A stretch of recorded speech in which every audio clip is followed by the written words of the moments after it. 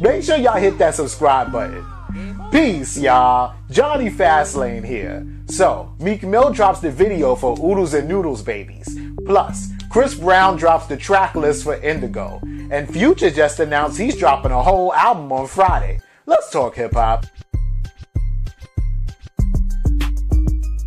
Finally, these niggas back to work instead of shooting at each other in a random southern state or getting arrested for having guns every 2 weeks. But anyway, right? So Meek Mill, like maybe 15 minutes ago, just dropped the video for Oodles and Noodles Babies, right? And Oodles, oh Noodles Babies? Anyway, right? So Oodles and Noodles Babies is track number 13 off of his Championships album, right? And like he's been working his Championships album, so ever since this dropped in like late 2018, I mean every single off of it's been fire, you know, Uptown Vibes, that song with Jay-Z and Rick Ross, this right here, but the whole album is fire anyway. Like this is the type of album that you could listen to from like front to back, from like start to finish. Like Meek Mill got a classic with Championships, you know, and it's just dope as hell, right?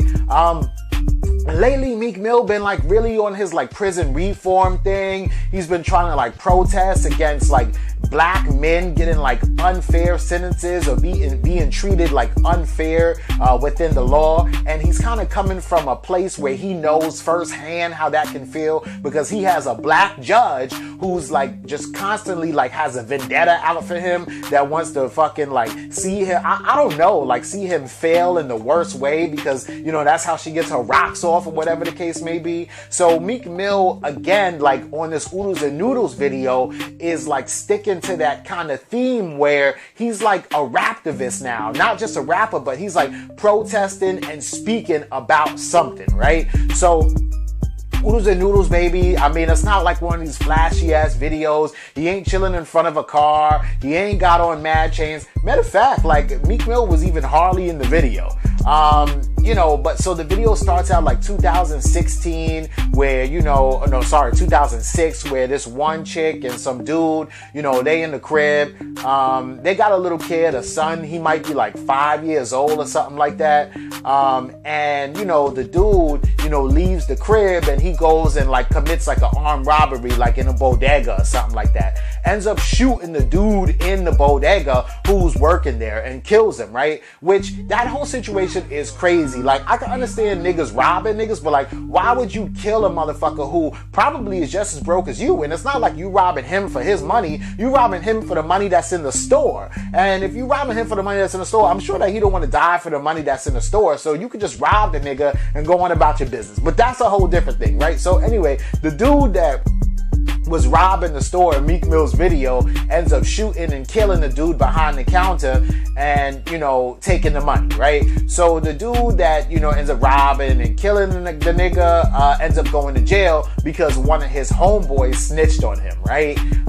And so that man is taken out of his son's life, and that man is taken out of his girlfriend's life too, or his wife's life, right? So, you know, fast forward like to 2017, like this video is like a damn movie, right? Fast forward to 2017, you know, the dude is still in jail, right? And the kid now is grown up, right? He's like maybe 16 or 17 years old, and he's in the kitchen arguing with his mother, and his mother's basically saying like, you're gonna turn out just like your father, you're gonna end up in prison just like your father, right?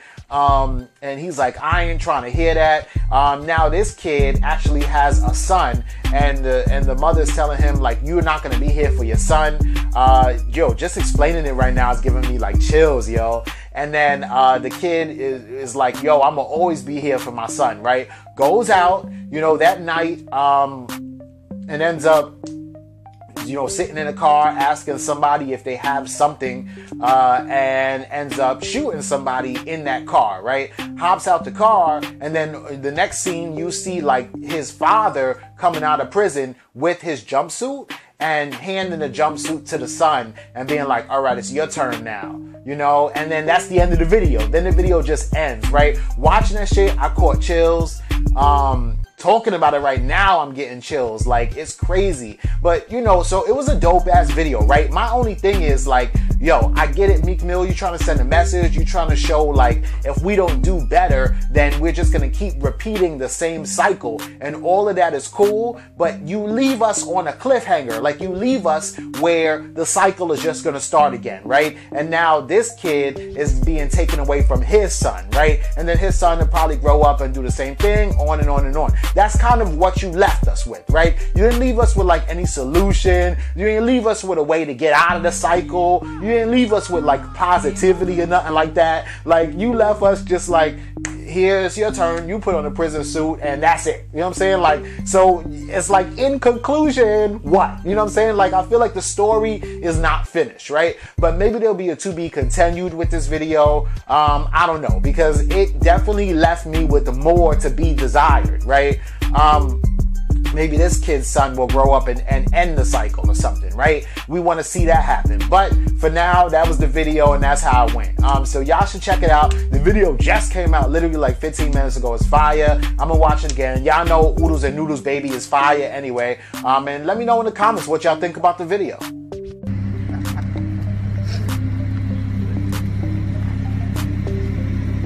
So Chris Brown is a wild boy, right? He released Heartbreak on a full moon like 2 years ago, and that shit had like 40 something. So like, Chris Brown be wildin', right?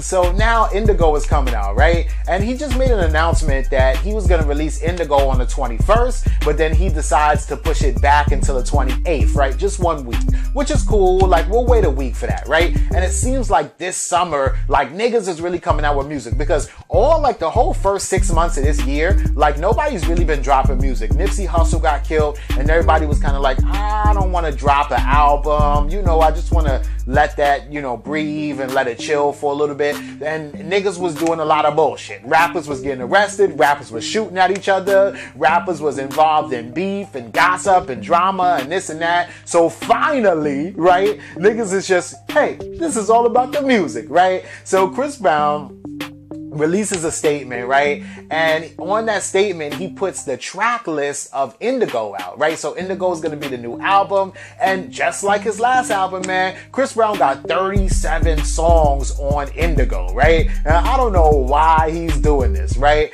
But some of the features sound like really good. And actually, believe it or not, like, I don't know if I'm like in the mood to hear a 37 song Chris Brown album, but I will sit and listen to it, because I'm kind of excited about Chris Brown's 37 song album, right? So, and that's because of the features though, right? Like, Chris Brown has always been fire and always been a dope ass artist, but like, some of these features are fire too, and I just want to hear it. Like, Chris Brown and Her, right? They got a song, Chris Brown and Little John.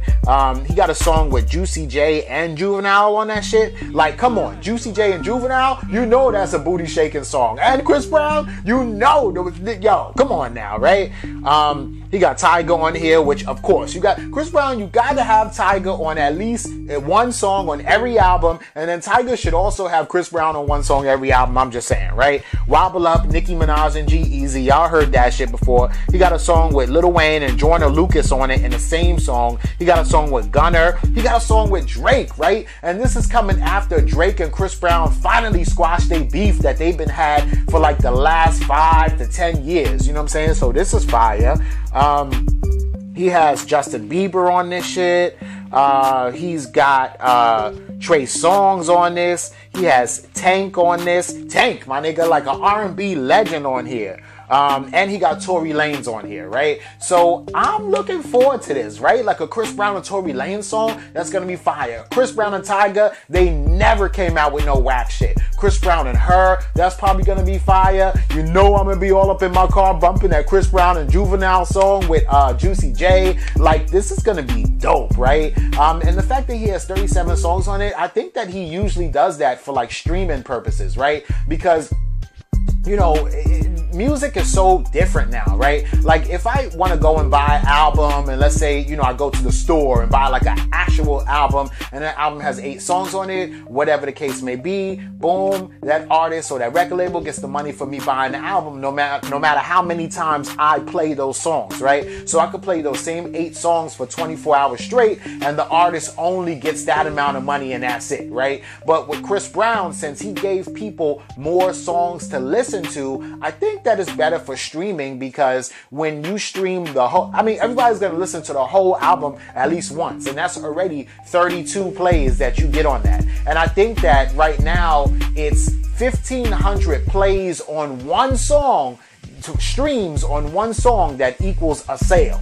So, you know, the more songs that you have available to stream, the better it looks for you as far as your streaming numbers and everything goes. And Chris Brown is one of those top tier A-list artists that need to have his first week numbers look good. So this is the way that he does it. And I mean, all these record labels do it in different ways. Your Travis Scotts will package up like album sales and merch with the ticket, ticket sales and merch with the album sales. Chris Brown is doing it this way. Different rappers find like different tricks and different loopholes to figure out how to do it. Because, you know, rappers and numbers and shit like that is so different today than what they used to be. But are y'all excited for this new Chris Brown album? Let me know in the comments. Alright, yo, so June 7th, man, Future is dropping Save Me, right? He already released like 2 joint, well, he didn't release them, but he showed like a little clips of 2 of these songs on his Instagram, and the clips are fire from what I hear, you know what I'm saying? And I like Future, and then I don't like Future, right?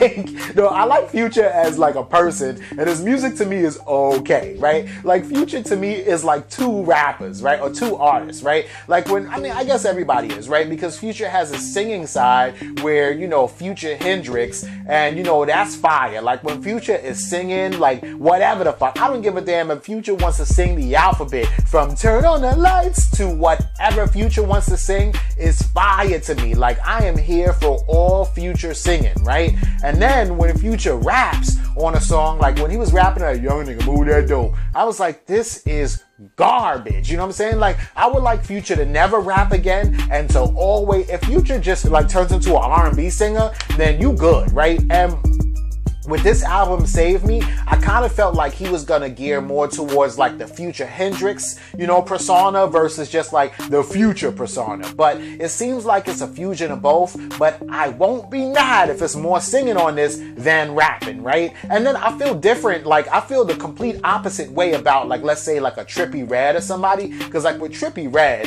I do not want to hear him sing at all whatsoever. If Trippie Redd, all he does is rap, that's cool with me, right? I don't want to hear Trippie Redd singing because his singing voice annoys the fuck out of me, but him rapping is always fire. Future, on the other hand, him rapping, no sir. That ain't it, Chief, but his singing is good to go. You know what I'm saying?